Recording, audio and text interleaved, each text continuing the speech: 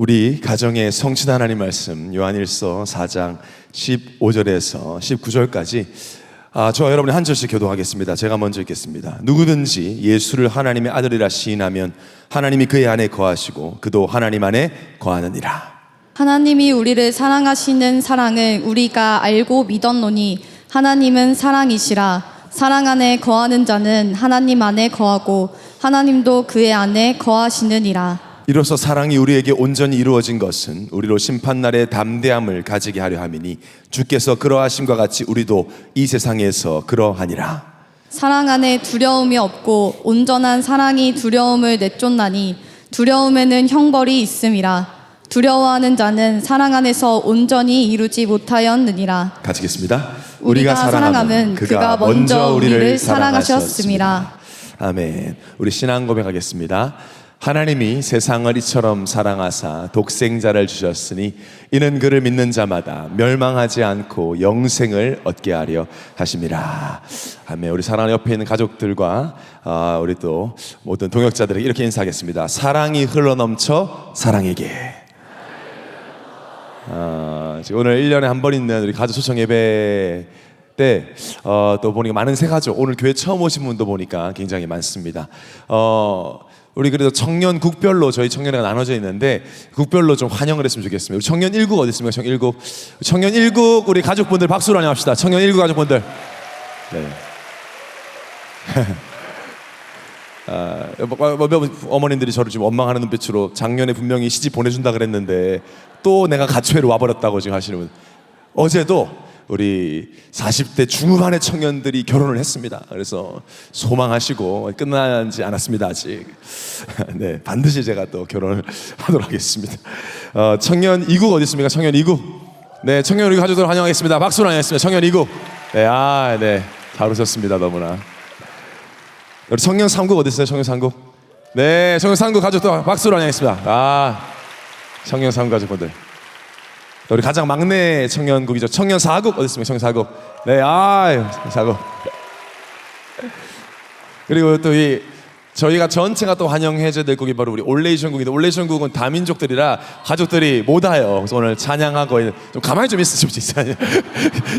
그러니까 우리 올레이션국은 자기들이 저희를 오늘 축복하겠다고 이렇게 앞에서 찬양을 해줬는데 지금 저기 뭐 브라질에 콜롬비아에 저기 미국에 가족들이 흩어져 있어요. 그래서 우리가 영적 가족이니까 우리 사랑의 마음을 담아서 올레이션국 박수로 환영했습니다. 네. 그리고 오늘 보니까 오늘 교회를 처음 온 우리 가족분들과 새 가족들이 73명이 함께 하고 계십니다. 그냥 오늘 처음 교회 오신 거예요. 새 가족분들 많이 계신데 하나님의 사랑이 여러분에게 충만하게 임하는 시간이 되기를 바랍니다. 우리 박수로 우리 새 가족들 따로 축복하겠습니다. 감사합니다. 네. 멀리서 오신 분들도 많이 계시고 바쁘신 와중에도 1년에 한 번 아들, 딸의 갑작스러운 애교와 부탁에 응하셔서 오늘 예배에 오신 모든 가족분들을 진심으로 환영을 드립니다. 저와 저희 청년들이 기도를 많이 하면서 오늘 예배를 준비했습니다.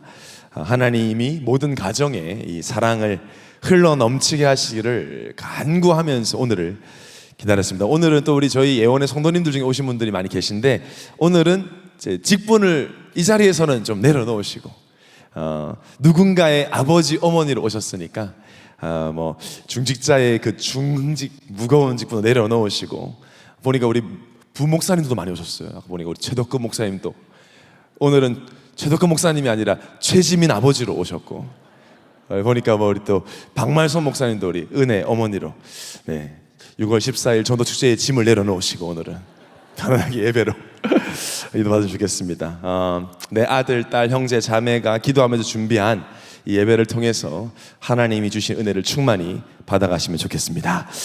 저희 청년회 다민족들이 이렇게 많이 있는데요. 다민족 청년들 보면 항상 배울 게 많아요. 표현을 너무 잘해요. 우리 청년회 훌리아나 전사님은요. 남자친구가 생겼나 전화하는데 뭐 이렇게 스위트하게 하지 보니까 엄마랑 통화해요. 얼마나 막 사랑 넘치게 표현하는지. 뭐 우리나라 저희도 부모님 사랑하잖아요. 근데 유난히 우리 한국 사람들이 표현을 하는데 서툰 것 같아요. 가족이기 때문에 더 표현하고 더 사랑해야 되는데 마음은 하고 싶은데 악착같이 이를 꽉 깨물고 참고 견딥니다. 아이, 큰맘 먹고 이렇게 사랑한다라는 표현을 하려고 하다가 울컥하면 울면 되는데 끝까지 울지 않으려고 하고요, 안 보여주려고 하고, 연락하는 게 뭐 대단한 것도 아닌데 참 잘 안 되는 것 같아요. 저도 오늘 예배를 준비하면서 아무래도 이제 가족들도 기도하고 저희 부모님 생각도 많이 나는데 찬양을 또 준비하다가 막 부르면서 울기도 하고, 그러면 이제 전화하면 되잖아요. 안 합니다. 참습니다. 꼭 참아요. 왜 그런지 모르겠어요. 참 초대도 안 했어요, 오늘 저는요. 그래서 제가 저를 닮아서 우리 청년들이 부모님께 연락을 잘 안 하는 것인가, 저부터 갱신하려고 합니다. 이 가족이라는 두 글자를 생각만 해도 왜 이렇게 눈물이 나는지. 아까 제가 첫 번째 찬양을 듣다가 제가 혼자서 엄청 힘들었어요, 안에서. 안돼 뭔가 계속 안돼 막 이렇게 눈물이 자꾸 나려고 그래가지고, 아니 그냥 사랑한다는데 가족을 왜 이렇게 마음에 이렇게 눈물이 나고. 청년들을 저 가족들을 두고 기도하는데, 제가 수요일 밤에도 저희가 함께 기도하는데 얼마나 눈물이 나는지. 왜 그럴까요? 이렇게 가족끼리 있으면 왜 이렇게 가족을 생각하면 이렇게 말할 수 없는, 표현하기는 어려운 눈물들이 날까요? 사랑해서죠. 사랑해서. 사랑을 가장 주고 싶은 대상도 가족이고, 사랑을 가장 받고 싶은 대상도 가족이에요. 우리가 상상만 해도 막 가정에 사랑이 흘러 넘치는 걸 상상만 해도 사실 너무 행복하죠. 가족끼리 만나면 막 사랑이 흘러 넘쳐서 막 웃음소리가 끊이지 않고, 만나면 막 안아주고, 만나면 서로 위로하고, 만나면 서로 축복하고 막 감사하고, 보기만 해도 좋고, 그런 가정이 된다면 얼마나 행복할까요? 그리고 왜 우리가 이것을 원할까요? 나 그런 거 안 원해요. 사실 깊은 곳에 우리 원하잖아요. 행복한 가정, 덮어두고 살지만 행복하고 싶잖아요. 다시 시작할 수 있다면, 내가 부모로서도 자식으로서 다시 시작하는 기회가 주어진다면 다시 하고 싶잖아요. 사랑으로 시작해서 사랑으로 끝맺고 싶잖아요. 왜 그럴까요? 하나님이 이 가정을 사랑으로 시작하셨기 때문입니다. 원래 가정이 그랬습니다. 가정의 시작이 바로 사랑이었습니다. 우리가 너무 잘 알지만 창세기 1장 27절에 보니까 하나님이 자기 형상, 하나님 형상대로 사람을 창조하시고 남자 여자를 창조하셨다. 하나님 형상대로 지으시고, 31절에 보니까 하나님이 지으신 그 모든 것을 보시는데 보시기에 심히 좋았더라. 영어 성경에 보니까 it was very good 돼 있어요. 유일하게 다 굿인데, 가정을 지어놓고 사람을 지어놓고는 very good, 너무너무 좋다. 그래서 하나님의 사랑이 가정에 충만하게 담겨 있는 것이 가정의 시작이었습니다. 많은 신학자들 역시 가정은 국가보다 오래되었고 교회보다 먼저 존재했다. 가정은 하나님이 직접 설계하신 최초의 공동체이며 모든 사회의 근원이기 때문에 가정이 살아나면 세상이 살아나고, 가정이 무너지면 세상이 무너진다라고 말해요. 하나님이 직접 설계하셨어요. 사랑으로 시작되었기 때문에 가정에는 반드시 사랑이 넘쳐 흘러야 됩니다. 첫 번째 가정이 그랬어요.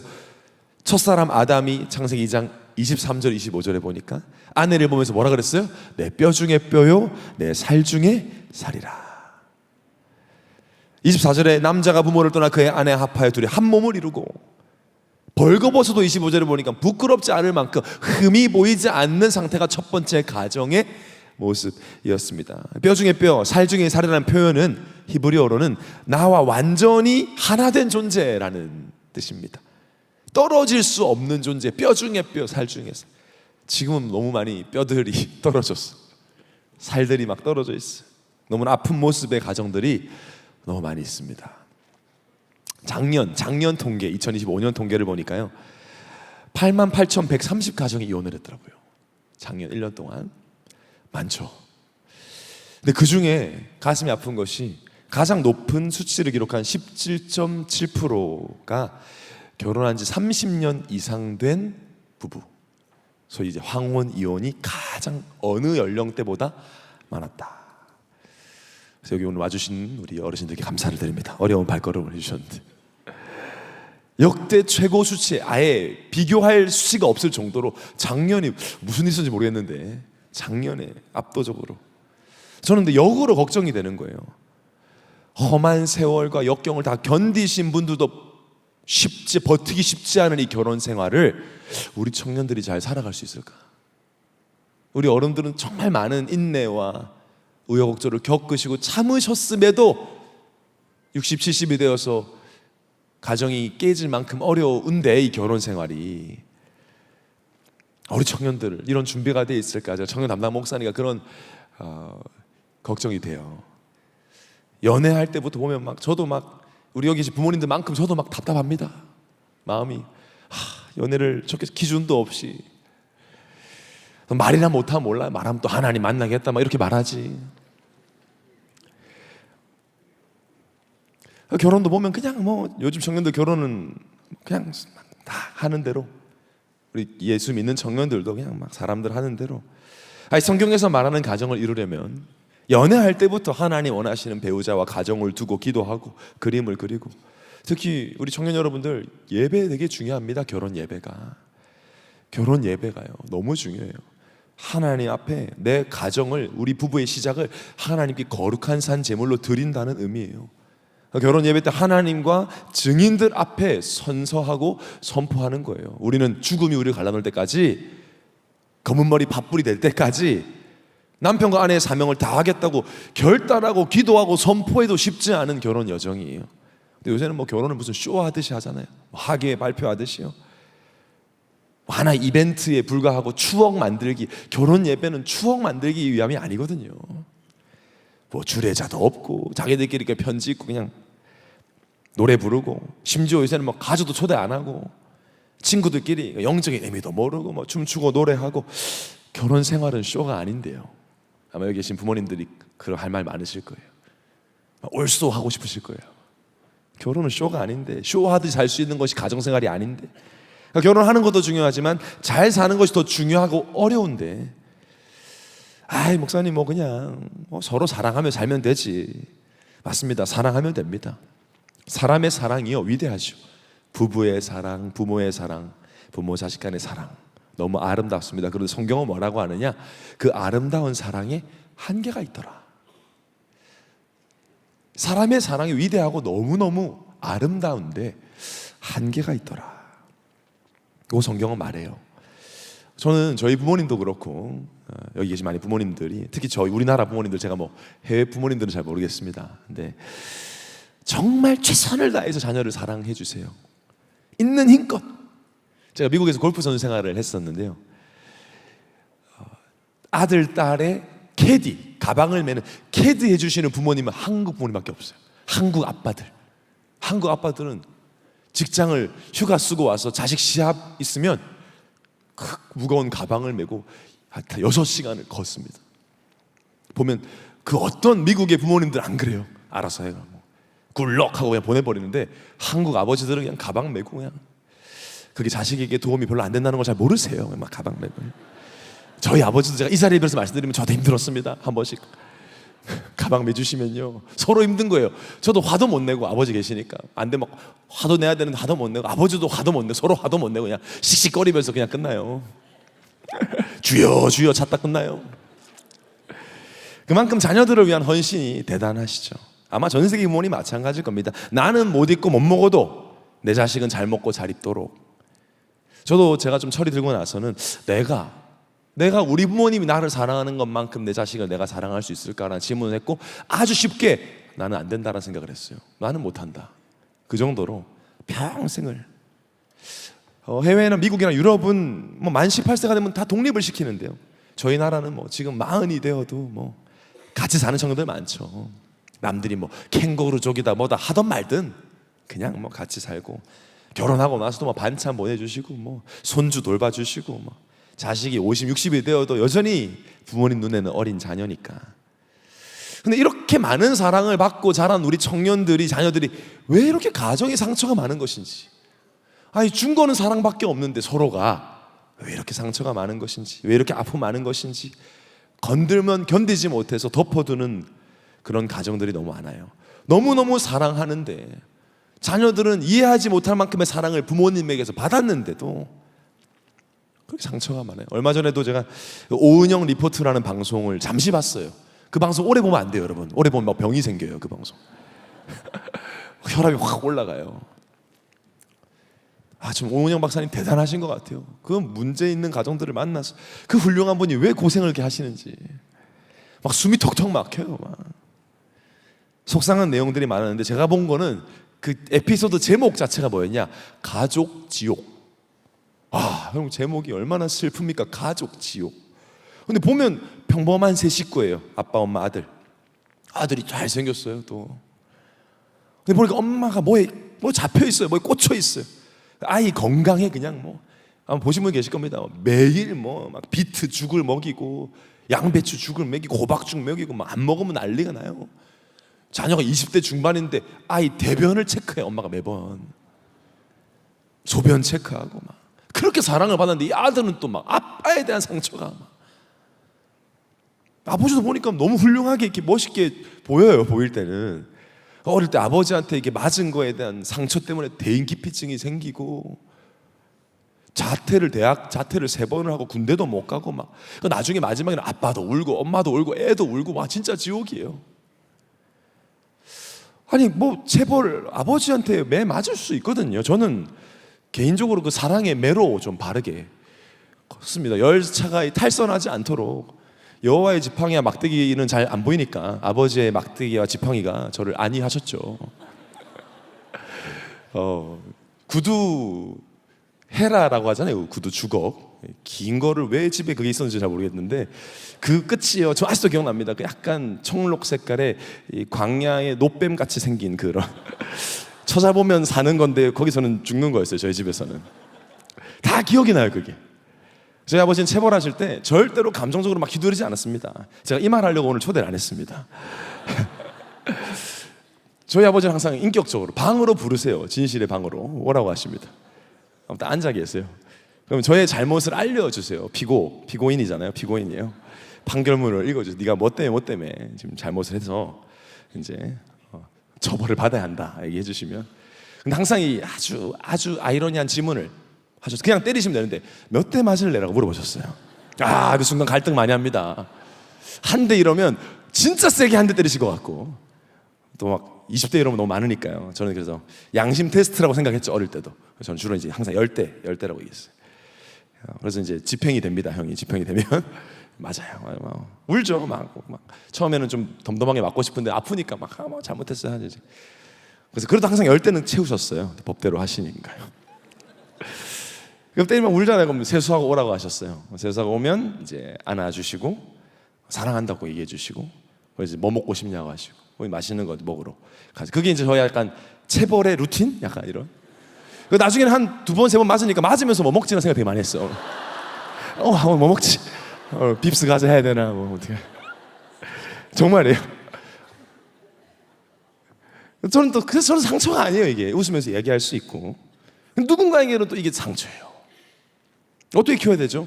또 누군 체벌을 안 한다고 뭐 너무 아이를 버릇없이 키운다 하고 체벌하면 또 하면 상처받는다 하고 어떻게 해야 잘 키우는 것일까? 요즘 세대 부모님들은 거의 대부분 교육 전문가라고 할 만큼 교육에 대해 많은 정보를 가지고 계시죠.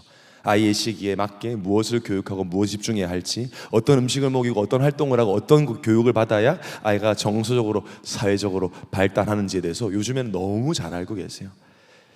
교과서대로 키우면 잘 자라야 하는데 그렇지가 않아요. 또 제가 이번 메시지를 준비하면서 알게 된 책이 있는데 사진 하나 띄워주시면 나는 가해자의 엄마라는 책이에요. 수 클리볼드라는 분이 쓰셨어요. 너무 아름다운 사진이죠. 미국의 1999년 4월 20일에 콜로라도 콜럼바인 고등학교에서 고등학교 졸업반 학생이었던 에릭 해리스와 딜런 클리볼드, 저 아이가 딜런 클리볼드입니다.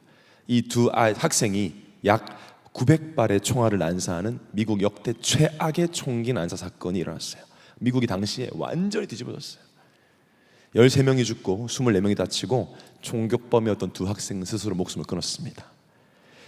더 충격적인 게 뭐냐면 총격범 중 한 명이었던 딜런 클리볼드는 너무나 좋은 환경에서 자란 아이였다는 거예요. 저 어머니 수 클리볼드는 당시 대학에서 장애 학생을 가르치는 교수였어요. 아동 발달 및 아동 심리학을 전공한 교육 전문가예요. 아주 평범한 중산층의 가정에서 어떻게 이런 끔찍한 일이 일어난 것이 미국 사회 전역에서 이해가 되지 않는 미스테리한 일로 이 아이가 깊은 우울증이 있었다는 걸 아무도 어머니를 포함해서 몰랐다는 것이죠. 그 이야기를 담아서 만든 책이 바로 나는 가해자의 엄마입니다라는 책이에요. 좋은 환경, 좋은 교육, 그것이 내 아이를 정말 내 가정을 지킬 수 있느냐? 성경은 뭐라고 할까요? 부모 때문? 아니다. 자녀 때문? 아니다. 환경 때문? 여러분, 아담과 하와가 범죄한 곳이 어디였습니까? 에덴 동산이었습니다. 환경이 완벽했습니다. 거기서 범죄했어요.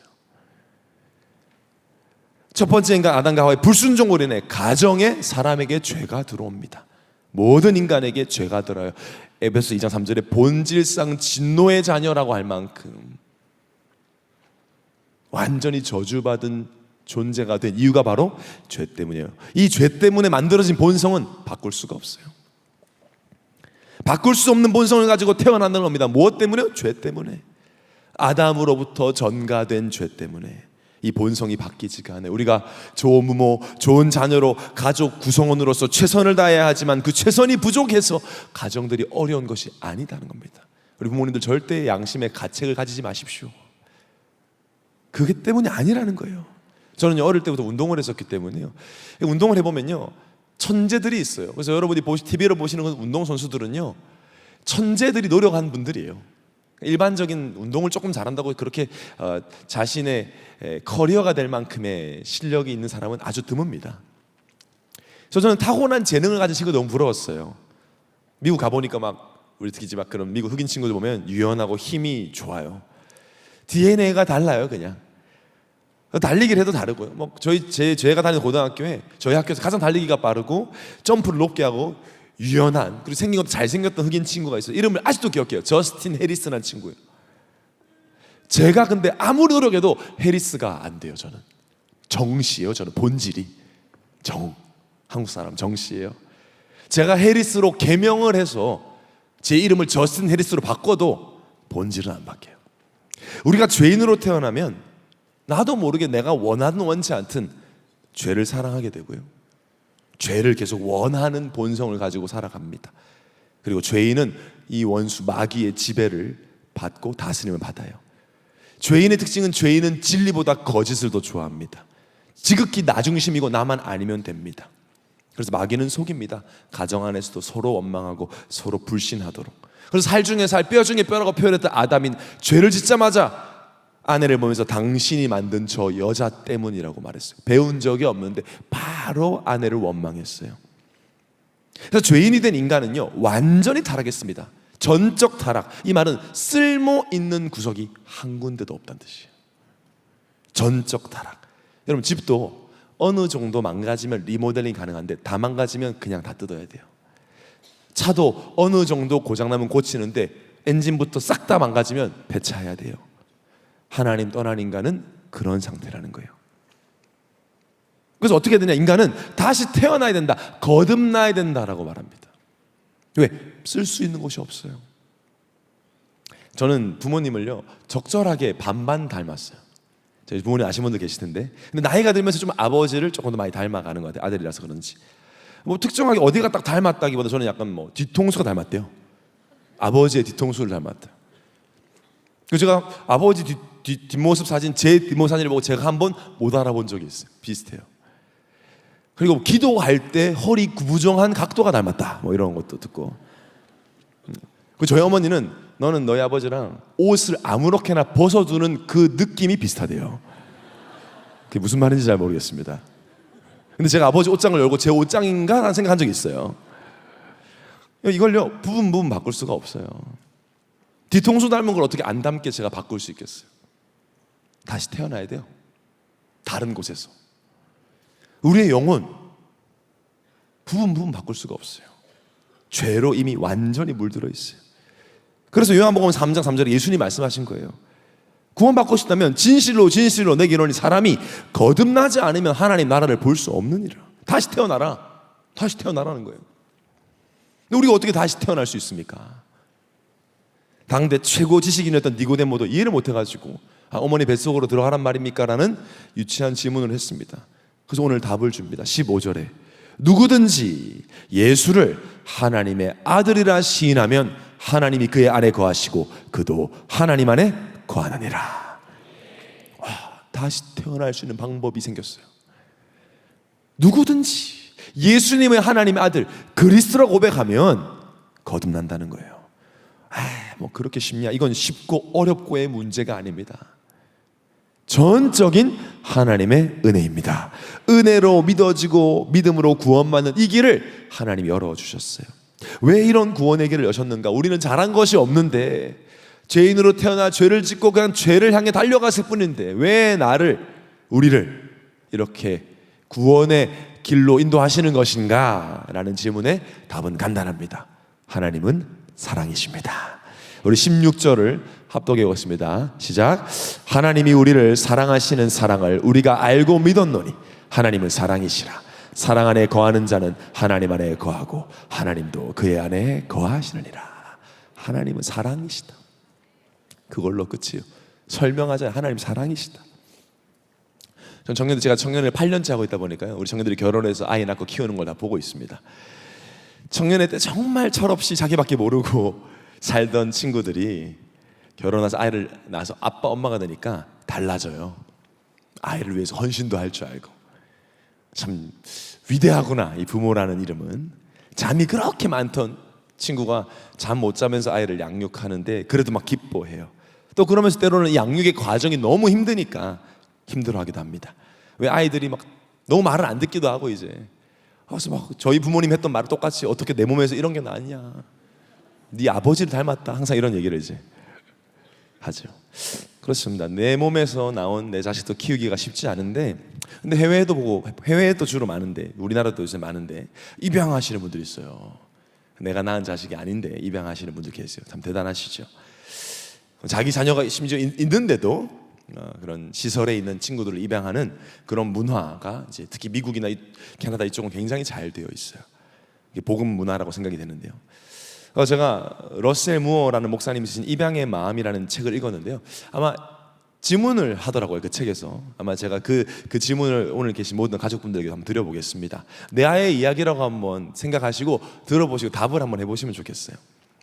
여러분이 실제 갑자기 말씀을 듣다가 기도하는 중에 내가 입양을 해야 되겠다 생각이 들었어요. 그래서 하나님이 그 마음을 주셔서 입양을 신청해서 여러 단계를 통과해야 되더라고요. 이제 입양한 아이를 만나는 날이 된 겁니다. 예전에는 뭐 이렇게 봉사활동 갔다가 제가 좀 눈에 밟히네 해서 데려올 수 있으면, 지금은 그런 제도가 없어요.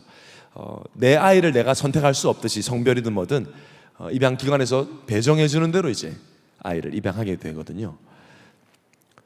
그래서 이제 만나는 날이 되어서 드디어 D-Day가 되어서 설레고 긴장되는 마음으로 최종 심사하는 사무실에 앉아 있는 겁니다. 지금 사회복지사가 들어왔어요.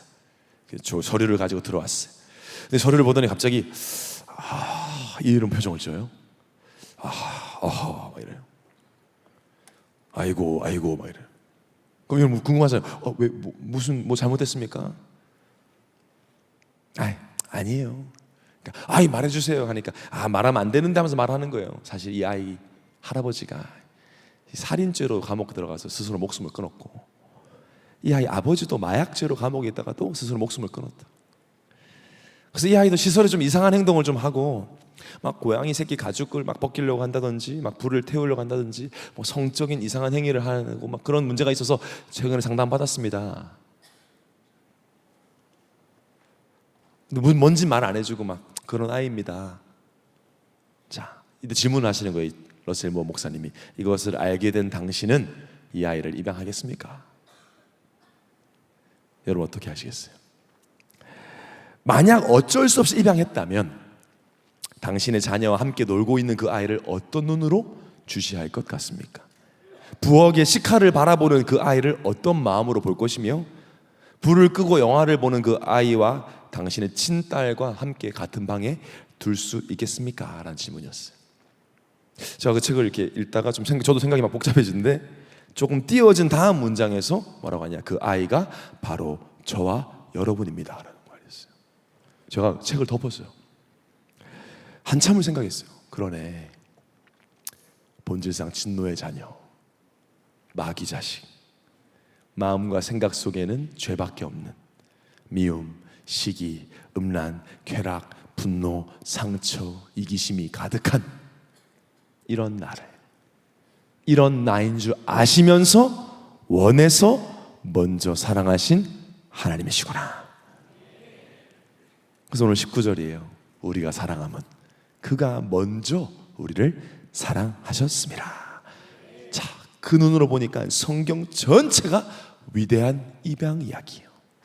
죄인인 나를, 지옥가로 운명인 나를 입양하시기 위해서 하나님이 여자의 후손을 약속하시고 십자가의 참혹한 고통과 그 죽음으로 대가를 지불하셨어요. 공짜 아닙니다. 철저한 대가를 지불하셨어요. 십자가에서 피를 흘리시고 고통을 당하시고 죽음이라는 대가를 통해서 나를 입양하는 구원의 문을 여셨습니다. 이게 성경 전체 이야기예요. 로마서 5장 8절에 우리가 아직 죄인 되었을 때, 아직 마귀의 손에 잡혀 있을 때에, 아직 지옥 권세 아래 있을 때에 그리스도께서 우리를 위하여 죽으심으로 하나님께서 우리에 대한 자기의 사랑을 확증하셨느니라. 나를 자녀 삼기 위해서 십자가에서 찢기시고 피를 쏟으신 예수님. 아니, 반대가 돼야 되잖아요. 내가 하나님 자녀 될 수 있다면 내가 돈을 지불하고 내가 헌신을 해서라도 하나님 자녀 삼아 주신다면 기꺼이 그래야 될 텐데 그게 아니라는 거예요. 너무 사랑해서, 히브리서 12장 2절에 보니까 너무 사랑해서 그 앞에 있는 기쁨, 나를 입양할 그 기쁨을 위하여 십자가를 참았다 그랬어요. 예수님이기 때문에 초능력을 발휘해서 안 아팠던 게 아닙니다. 너무 아프셨는데 참았다는 거예요. 나를 입양할 그 기쁨을 위해서, 기쁨으로 십자가를 참으신 그 사랑. 그래서 성경을 한 절로 요약하면 오늘 우리가 신앙 고백한 게 나오는 거예요. 요한복음 3:16절에 하나님이 나를, 우리를, 우리 가족을 이처럼 사랑해서, 이렇게까지 십자가를 참을 만큼 사랑해서 독생자를 주셨으니 이는 그를 믿는 자마다 멸망하지 않고 영생을 얻게 하려 하심이라. 위대한 입양 이야기임을 이 한 구절로 증명하고 있는 것이죠. 하나님과 한 가족이 되는 이야기. 그 길이 하나밖에 없다는 거예요. 하나님의 자녀가 되는 길이 하나밖에 없다는 거예요. 요한복음 14절에 예수께서 이르시되 내가 곧 길이요 진리요 생명이니 나로 말미암지 않고는 아버지께로 올 자가 없느니라. 유일한 구원의 길, 유일한 하나님 자녀 되는 길, 유일한 지옥병에서 빠져나오는 유일한 길, 오직 예수 그리스도입니다. 우리를 구원하시기 위해, 자녀 삼으시기 위해 왕으로 오셔서 마귀의 머리를 깨뜨리고 우리 개인과 가정의 완전한 통치자가 되기를 원하시는 예수님이십니다. 친히 하나님 만나는 길이 되는 선지자로, 완전한 선지자로 우리의 모든 죄를 십자가에서 단번에 영원히 사하시고 완전한 대속을 이룬 세상으로 오셔서 죽으시고 부활하심으로 우리를 입양할 모든 조건을 완성하셨습니다. 그래서 우리는 이렇게 외칠 수 있습니다. 로마서 8장 15절을 우리 한 목소리로 합독하겠습니다. 시작. 너희는 다시 무서워하는 종의 영을 받지 아니하고 양자의 영을 받았으므로 우리가 아빠 아버지라고 부르짖느니라. 아멘. 예수 그리스도의 영, 입양이 됐어. 아빠. 이제는 아빠라고 하나님을 부를 수 있게 되었습니다. 할머니도 아빠, 할아버지도 아빠라고. 개인의 구원이기 때문에요. 모두가 하나님을 아빠라고 부를 수 있도록 하나님이 구원의 길을 여셨어요. 예수 그리스도를 마음으로 믿고 입으로 시인하면 구원을 받습니다. 믿는 것이 중요합니다. 그것을 확증하는 표현이 기도죠. 그래서 오늘 이 시간 처음 오신 분들이 70명이 넘게 계시는데 아직 하나님을 난 아빠라고 못 부르겠다, 나의 아버지가 아닌 것 같다. 그런데 정말 하나님 계시다면 나는 그분을 아버지로, 나도 양자영을 받고 싶다 라고 하는 분이 계시다면 이 시간 하나님 여러분을 초청하십니다. 여러분을 부르십니다. 여러분의 마음의 문 앞에서 두드리십니다. 마음을 열라고 하십니다. 믿기만 하면 됩니다. 이미 모든 값을 지불하셨습니다. 기도만을 따라한다고 되는 것이 아닙니다. 여러분, 믿음으로, 내가 하나님 만나야 되겠다, 하나님 자녀가 되어야 되겠다, 자녀 되기 원합니다, 하나님 난 천국 백성 되기 원합니다 라는 마음으로 이 시간 우리 한번 다 눈을 감아보시고요, 제가 한 절 한 절 믿음으로 기도를 할 테니 여러분 한 절씩 따라서 함께 해주시기를 바랍니다. 사랑의 하나님, 저는 죄인입니다. 지금까지 하나님을 모르고 내가 원하는 대로 살았습니다. 그러나 지금 이 시간 내 마음의 문을 열고 예수님을 나의 주인으로, 나의 그리스도로 영접합니다. 내 마음속에 오셔서 나를 구원해 주세요. 나의 모든 죄를 십자가에서 단번에 영원히 해결하셨음을 믿습니다. 지금부터 천국 가는 그날까지 나를 인도해 주세요. 예수 그리스도 이름으로 기도합니다. 아멘. 여러분이 믿음으로 이 고백하셨다면, 또 성령이 역사하셨다면 거듭난 줄 믿습니다. 성령이 우리 안에 계신 줄 믿습니다. 이제는 이전과 다른 삶을 살 자격이 주어졌어요. 이제 믿음으로 살 수 있어요. 내 감정, 내 계산이 아니라 말씀 믿는 믿음, 하나님을 아빠라고 부르며 기도할 수 있는 축복이 우리에게 주어져서 믿으시고, 오늘 우리 모든 예언의 가족들이 새로운 시작을 시작하시길 예수님으로 축원합니다. 자, 결론입니다. 요즘 보면 음식이 제로 음식 같은 게 많아요. 아무래도 당뇨가 있으시거나 혈당 조절을 해야 되는 분들에게 유익을 주기 위해서 슈가 프리, 설탕이 안 들어갔다. 또 이제 밀가루 안에 드는 글루텐이라는 요소가 염증을 유발한다 그랬어요. 글루텐 프리, 글루텐이 안 들어갔다. 그러니까 프리가 공짜가 아니라 이제 없다라는 표현을 할 때 설탕 프리, 밀가루 프리, 탄수화물 프리, 그런 음식 대부분 맛도 프리, 맛도 없어요 사실. 맛이 없죠. 근데 우리의 가정을 가장 힘들게 하는 건 뭐죠? 바로 두려움입니다. 미래에 대한 두려움, 문제에 대한 두려움. 두려움 없이 살 수 있다면 행복하겠죠. 두려울 것이 없다면 우리 집, 우리 가정이 fear free, 두려움 프리의 가정 될 수 있다라고 오늘 본문에서 말합니다. 18절에 보니까 사랑 안에 두려움이 없고 온전한 사랑이 두려움을 내쫓나니 두려움에는 형벌이 있습니다. 두려워하는 자는 사랑 안에서 온전히 이루지 못하느니라. 두려움을 무엇이 내쫓냐? 온전한 사랑이 두려움을 내쫓습니다. 왜 두려워할 이유가 없습니까? 우리는 형벌이 없어요. 지옥과 상관없어요. 이 땅의 삶이 끝나면 우리는 영원한 천국에서 영생할 것을 믿으시기 바랍니다. 저는 어릴 때 밤이 무서웠어요. 밤에. 낮에는 엄마 아빠를 찾지 않다가 밤에는 엄마 아빠를 찾았어요. 밤이 무섭더라고요. 우리 인생의 밤, 우리 가정의 밤, 만약에 지금이라면 지금 그리스도를 믿고 맡기고 하나님을 찾아야 할 때인 줄 믿습니다. 하나님 말씀을 가정 중심에 두면 두려움이 사라지고 그 사랑이 두려움을 내쫓을 줄 믿습니다. 그리스도 안에 두려운 것이 없습니다. 영원한 천국과 부활이 보장된 두려움이 없는 삶, 이것을 이 땅에서부터 확인하는 길이 바로 예배입니다. 오늘 보니까 너무 감사하고 행복해. 보니까 지금 아까 숫자 보여주던 한 1,100명의 가족들이 함께 예배드리고 있는데, 우리 오늘 모든 가족들이 두려움 없이 예배 중심으로 fear free의 삶을 살아갈 줄 믿습니다. 그래서 우리 가정을 넘어서 두려움 속에 살고 있는 저 많은 자들, 우리 많은 다민족들 땅끝까지 예수 그리스도의 사랑을 흘려보내는 우리 모두가 되기를 예수님으로 축원합니다.